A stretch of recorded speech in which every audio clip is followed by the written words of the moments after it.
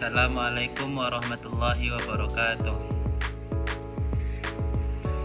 Perkenalkan, nama saya Muhammad Al-Fatih. NIM saya 2524041. Saya dari jurusan Pendidikan Teknik Informatika dan Komputer, Fakultas Tarbiyah dan Ilmu Keguruan. Saya kelas PTIK 1B PTIK 1B. Asal sekolah saya Mandua Payakumbuh. Asal saya Kota Payakumbuh.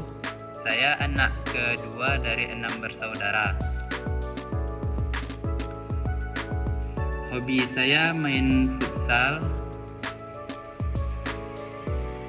Tujuan dibuatnya video ini untuk menjelaskan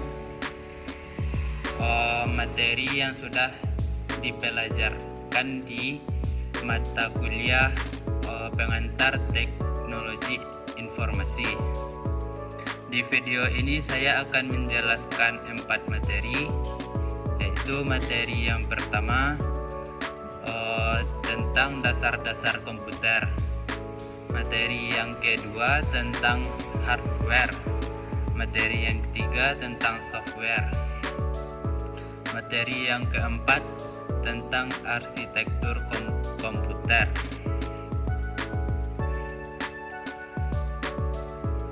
Baiklah, sebelum saya mulai menjelaskan keempat materi tersebut, saya akan membaca bismillah. Bismillahirrahmanirrahim.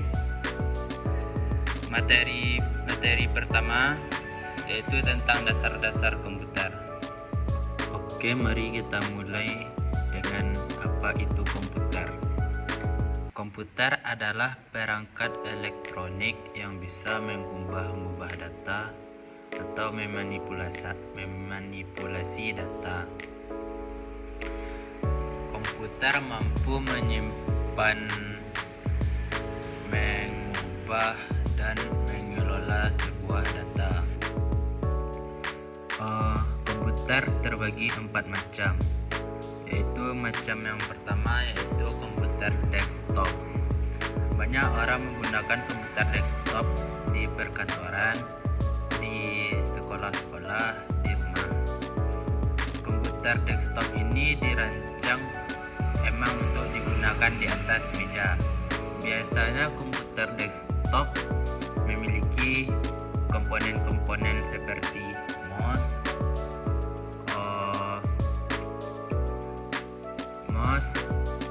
monitor, keyboard, dan CPU. Tipe yang kedua, macam komputer yang kedua yaitu komputer laptop. Komputer laptop ini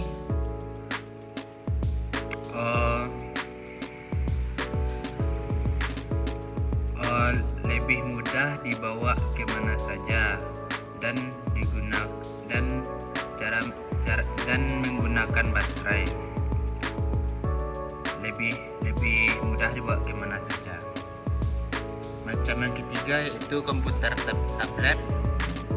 Komputer tablet ini lebih mudah dibawa kemana saja dibandingkan komputer laptop tadi. Namun komputer tablet ini menggunakan layar sentuh sebagai pengganti keyboard dan mouse untuk mengetik dan semacamnya. Yang terakhir yaitu komputer server. Komputer server adalah sebuah komputer yang mengelola penyimpanan informasi dari komputer lainnya. Contohnya, kapanpun Anda menggunakan internet, maka Anda sedang melihat informasi yang tersimpan di server. Komponen komputer memiliki peran yang sangat penting di komputer desktop. Setiap komponen mempunyai peran yang sangat penting. Contoh komponennya CPU, monitor, keyboard, dan mouse. 1. CPU adalah kotak berbahan logam atau plastik. Biasanya di CPU ini memiliki tombol on dan off. Kedua, monitor atau layar. Monitor atau layar ini adalah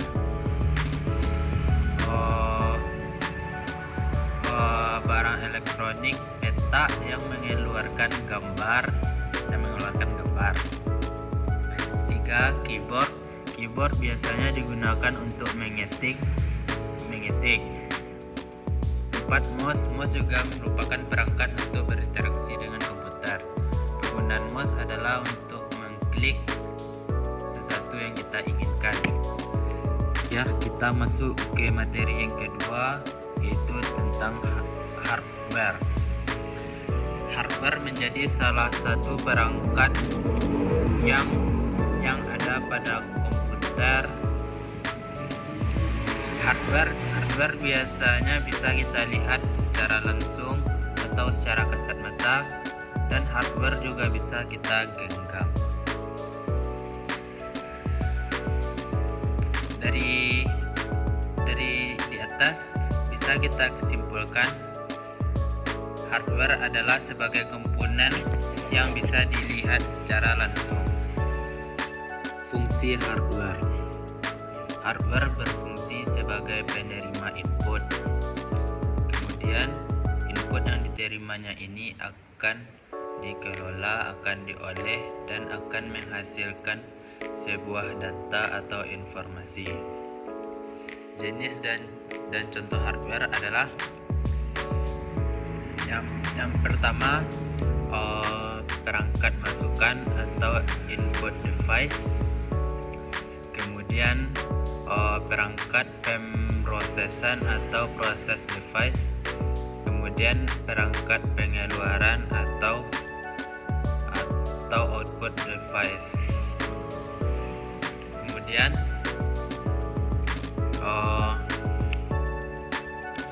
perangkat tambahan atau peripheral.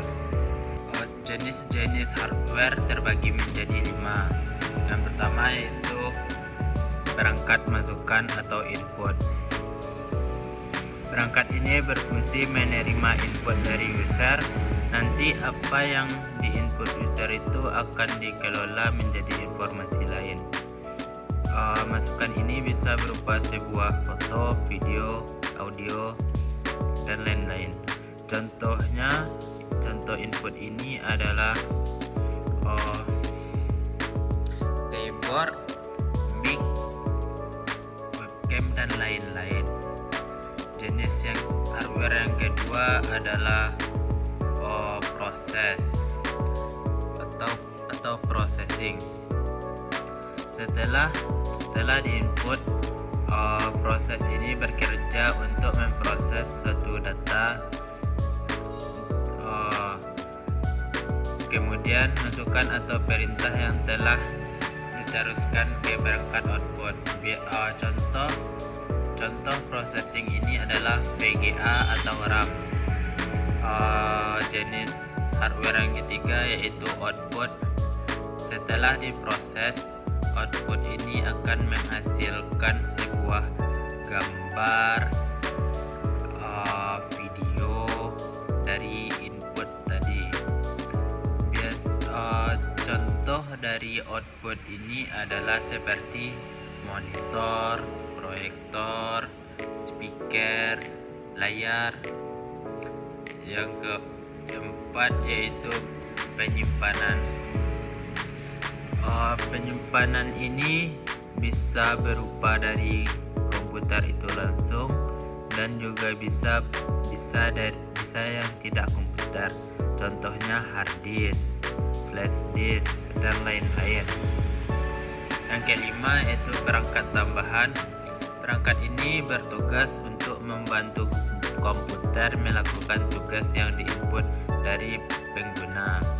Contoh dari perangkat tambahan ini yaitu modem, dan lain-lain. Kita masuk kepada materi yang ketiga yaitu software. Software ataupun perangkat lunak menjadi satu komponen penting di sistem komputer ataupun smartphone. Software menjadi sebuah perangkat lunak yang berwujud program ataupun aplikasi yang mampu menjalankan semua perintah sesuai dengan fungsi masing-masing. Software ini tidak bisa kita pegang dan cuman bisa kita lihat jika kita membongkar komputer atau laptop tersebut.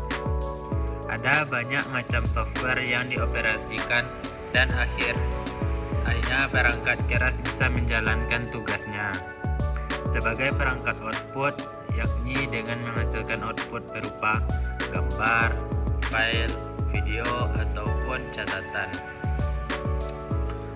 Jenis-jenis software kita tahu jika utama dari perangkat lunak yakni sebagai penghubung antara hardware dan pengguna atau user. Namun ternyata dalam penggunaannya masih diklasifikasi lagi. Ada dua jenis klasifikasi software. Pertama, berdasarkan jenisnya. Kedua, berdasarkan distribusinya. Berdasarkan jenisnya. 1. Sistem operasi atau operating system adalah salah satu software yang berfungsi untuk mengkoordinasikan setiap komponen, baik itu dalam komputer ataupun smartphone. Contohnya adalah Android, iOS, Linux, Windows, DOS, dan lain-lain. 2. Bahasa pemrograman atau programming language. Perangkat lunak ini berfungsi untuk memberikan instruksi guna mendefinisikan suatu program. Contoh perangkat lunak ini adalah Java, Microsoft. 3. Program aplikasi atau application program. Perangkat lunak ini adalah yang paling sering kita gunakan. Fungsinya untuk memudahkan kita dalam melakukan aktivitas sehari-hari. Contoh dari program aplikasi adalah Microsoft Office, Adobe Photoshop, Canva, dan lain-lain. Yang dua besarnya yang berdasarkan distribusinya. 1. Freeware. Perangkat lunak yang bisa digunakan secara gratis, tidak berbayar, dan tidak ada waktu penggunanya. Namun biasanya fitur ini tidak lengkap. 2. Hardware. Perangkat lunak ini bisa didapatkan dengan gratis, namun ada kompensasi berupa iklan di dalamnya. 3. Spyware.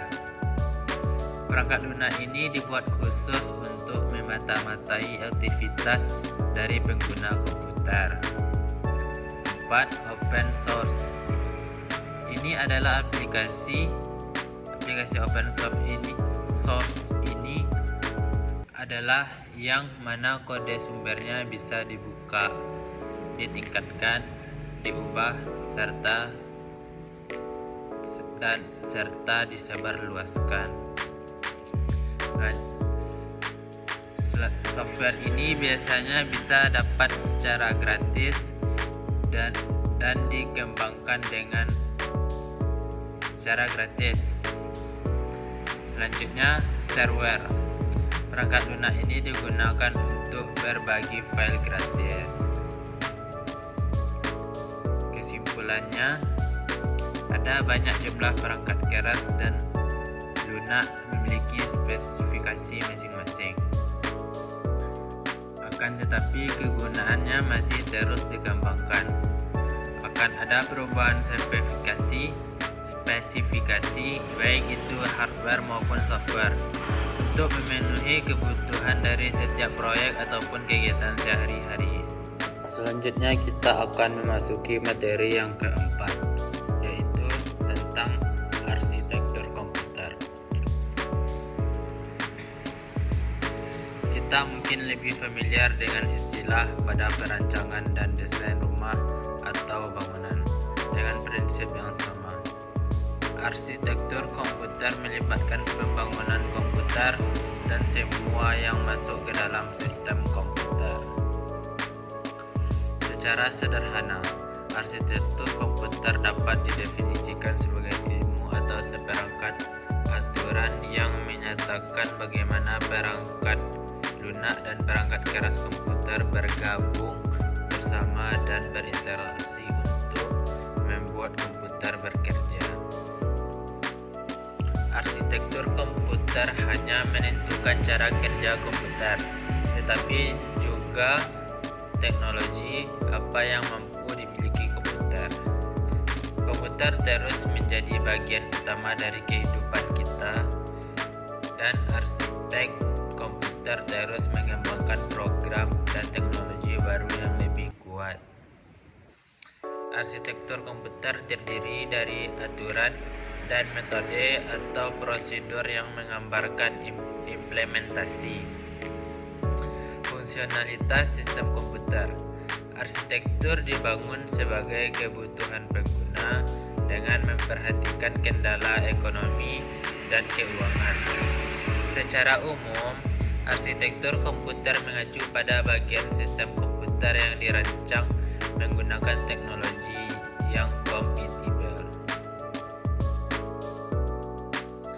Jenis-jenis arsitektur komputer terbagi menjadi 5 bagian, yaitu von Neumann arsitektur, Harvard arsitektur, instruction set arsitektur, mikro arsitektur, dan sistem desain. Yang pertama yaitu von Neumann arsitektur. Didasarkan pada beberapa konsep. Pertama, memori komputer memiliki satu memori baca atau tulis tersedia untuk membaca dan menulis instruksi dan data. Setiap memori memiliki beberapa lokasi dan setiap lokasi memiliki alamat yang unik.